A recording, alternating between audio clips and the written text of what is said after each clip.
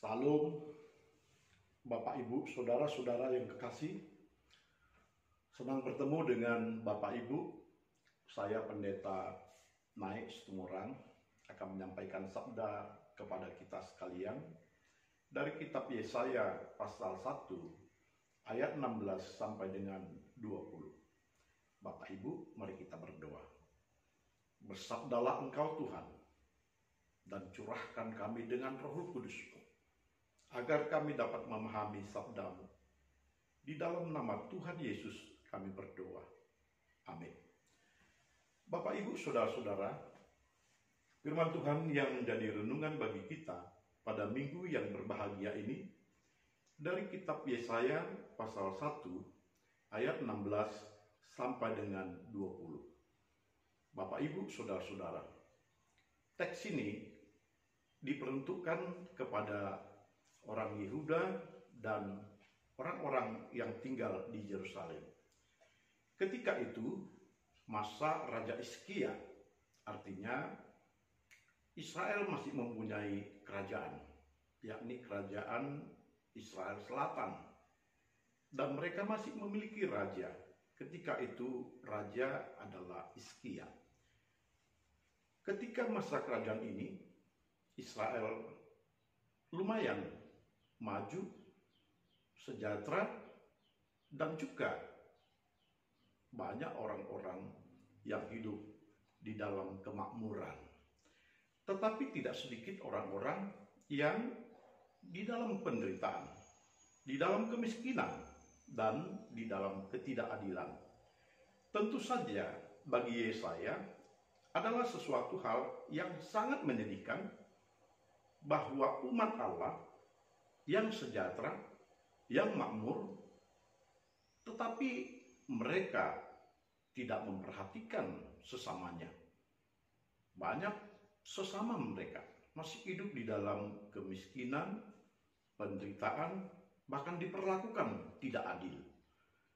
Itulah sebabnya Nabi Yesaya memperingatkan orang-orang Yehuda dan orang yang tinggal di Yerusalem agar mereka membasuh diri mereka dari perbuatan-perbuatan yang jahat.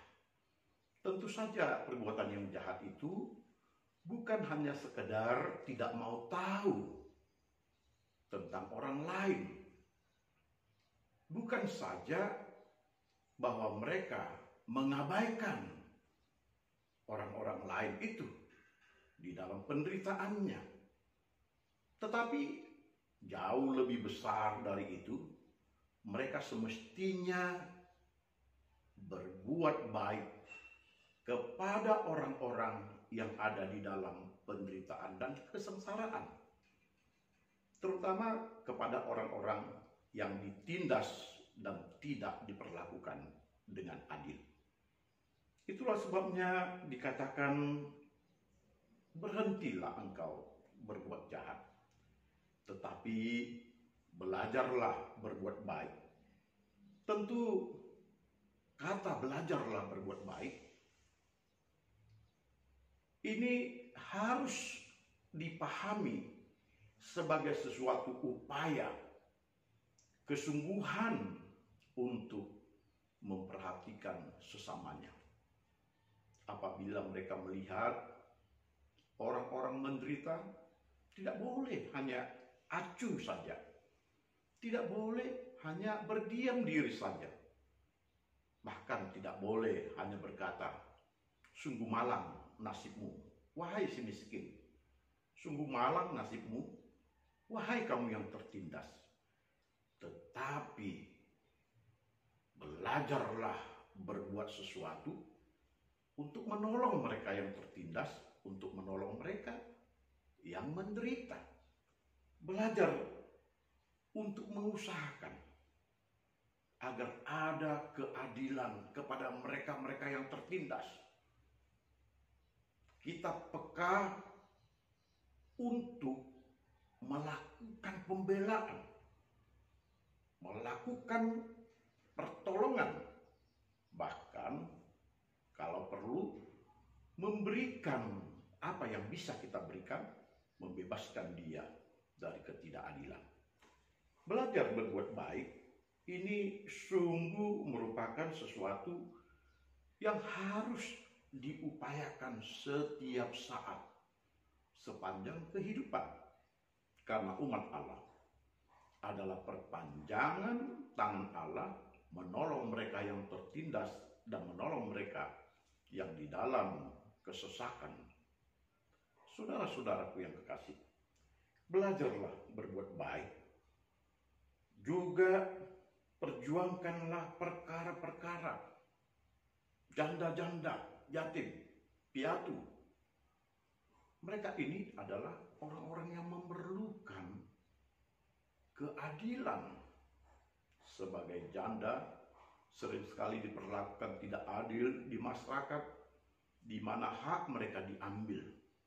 Bahkan tak kurang banyaknya janda-janda diperlakukan dengan kasar, dijauhkan dari kerabat mereka, diambil hak kepemilikannya. Tentu siapa yang dapat menolong mereka? Apakah sanak saudaranya? Sanak saudara juga kadang-kadang tidak peduli kepada mereka yang sudah janda, karena mereka beranggapan bahwa kamu bukan lagi bagian dari keluarga kami. Ketika janda-janda ini yang tidak mempunyai anak, sanak keluarga, maka sebenarnya sudah merupakan tanggung jawab setiap orang untuk bertindak sebagai pembela bagi janda ini. Demikian juga dengan anak yatim piatu. Ketika anak-anak yatim tidak lagi mempunyai orang tua, mereka hidup di dalam kekurangan, sudah semestinya lah setiap orang berlaku ibah, berbelas kasihan, dan menolong mereka. Saudara-saudara, yang dikehendaki Allah adalah perbuatan yang nyata. Bukan merupakan suatu teori bagaimana mengatasi persoalan-persoalan yang terjadi. Allah menghendaki aksi, perbuatan setiap orang yang memberikan kebebasan kepada mereka yang tertindas. Oleh karena itu, ayat ini juga merupakan ancaman.